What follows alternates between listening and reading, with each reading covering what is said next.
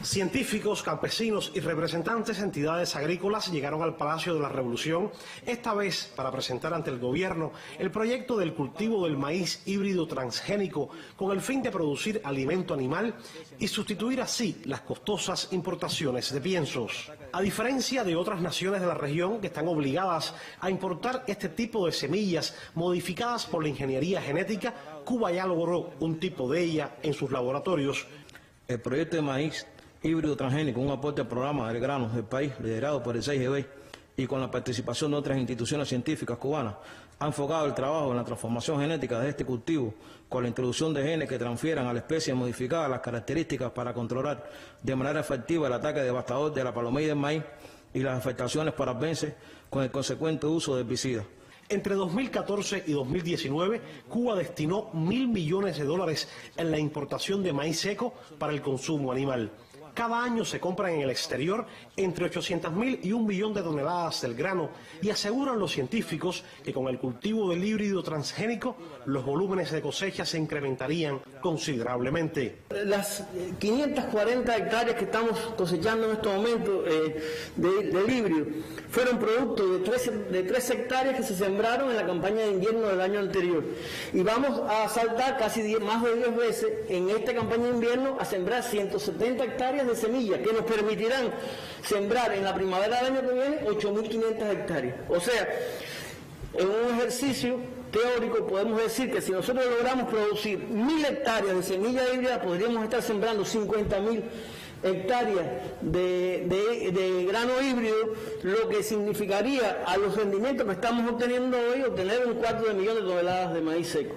Hoy el maíz genéticamente modificado se siembra en grandes polos productivos de la nación. Desde la región central llegaron campesinos quienes intercambiaron con el jefe de Estado sobre sus experiencias en este cultivo. Entre ellas, el incremento de los volúmenes de 1 tonelada por hectárea usando la semilla tradicional a 6 con la del híbrido transgénico. Este año he sido seleccionado para probar el maíz transgénico, el cubano, el del 6GB, y logré 6,440 húmedo y 6 toneladas maíz seco en la procesadora. Otra de las potencialidades del maíz híbrido transgénico es que al ser modificado por la ciencia se le incorporan genes que lo hacen resistentes a enfermedades, entre ellas la provocada por la palomilla del maíz, la plaga que más castiga a este cultivo en Cuba. No tienes de ninguna manera ningún problema con el tema de la palomilla porque no tienes que aplicarle en realidad el insecticida que lleva la palomilla. Entonces eso te logra un rendimiento, un potencial que logras tener en el maíz, en el sentido que no tienes nada en el camino que te pueda bajar el rendimiento y bajar el potencial del maíz. Aclararon los expertos que el país dispone de un sistema de regulaciones legales para emplear este tipo de semillas.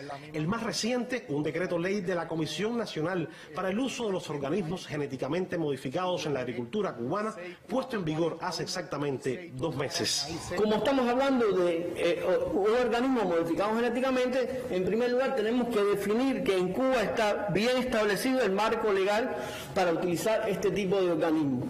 En primero se decretó una ley, la ley 190, en el 99 se hizo la resolución 180 del 2007 del CIN, que tiene el reglamento para el otorgamiento de la autorización de seguridad biológica.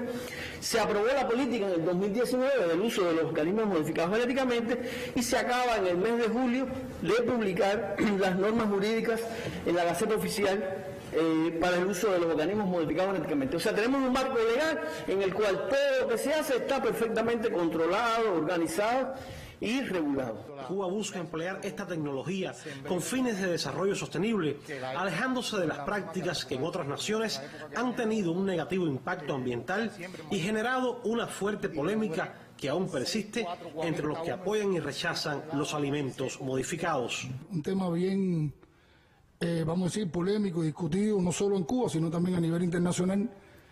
Nosotros que defendemos los modelos agroecológicos y defendemos la agricultura orgánica, el primer principio en la agricultura orgánica es el no uso de los organismos genéticamente modificados.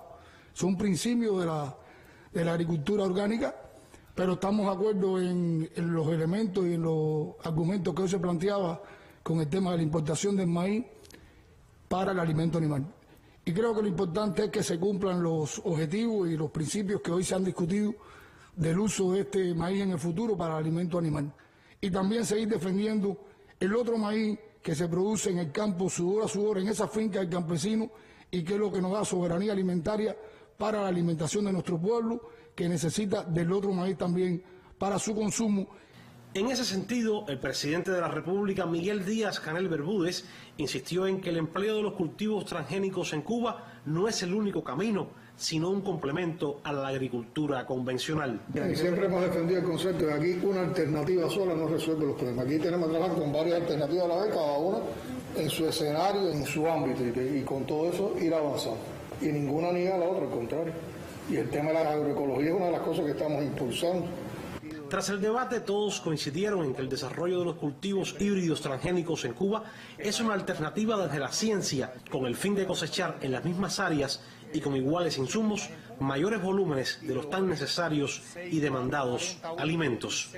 Wilmer Rodríguez Fernández, Sistema Informativo de la Televisión Cubana.